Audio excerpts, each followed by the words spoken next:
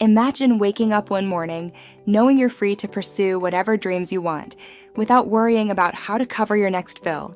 That's the idea behind determining your financial independence number, a crucial concept that could transform the way you think about money and retirement. The financial independence number is essentially the amount of money you need invested or saved to live comfortably for the rest of your life without needing to work for an income unless you choose to. It represents the point where your savings and investments generate enough income to cover your expenses indefinitely. Think of it as the magic number that sets you free from financial constraints. This concept is rooted in the idea of financial independence, where work becomes optional rather than necessary. It's about knowing exactly how much money you need to turn your dreams into reality without the burden of financial pressure. Achieving this number means you've built a financial foundation strong enough to support your lifestyle purely through passive income streams like investments, allowing you to choose work based on passion, not necessity. Take Sarah, for instance, a 35-year-old graphic designer who dreams of traveling the world. She calculated her financial independence number at $1 million. To break it down, Sarah assessed her annual expenses, which include housing, food, travel, and unexpected costs, totaling about $40,000. To cover this through passive income, she needs investments that yield at least this amount every year.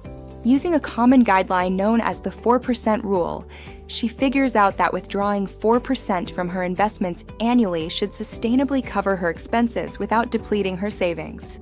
Doing the math, $40,000 is 4% of $1 million. Thus, Sarah aims to amass $1 million in investments, possibly through a mix of stocks, bonds, and real estate.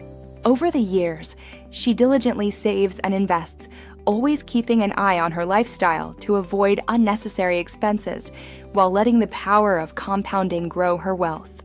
Reaching her financial independence number means she's free to travel and explore the world without the constant worry about where her next paycheck will come from. Now, you might think, isn't this just a fancy way to talk about retirement savings? Well, not quite. The difference lies in the choice and freedom it represents. Traditional retirement planning often focuses on reaching a certain age or milestone, whereas calculating your financial independence number is about being ready whenever you're financially able, possibly even decades earlier than traditional retirement age. This mindset shift can influence your financial decisions today, motivating you to save more, invest wisely, and perhaps rethink what luxuries are truly worth the cost. It's about prioritizing financial security and the freedom it can bring. As we wrap up, consider this reflection. What would you do if money were not an issue? This question isn't just hypothetical. By calculating and working towards your financial independence number, it becomes a real possibility. You open doors to a life not defined by the next paycheck, but by your passions and dreams. Whether it's volunteer work, starting a business, or simply spending more time with loved ones, reaching financial independence lets you take control. Remember, it's not just about having money, it's about creating the freedom to live on your own terms. And isn't that the ultimate goal? Thanks for watching. Subscribe to the channel for more financial tips.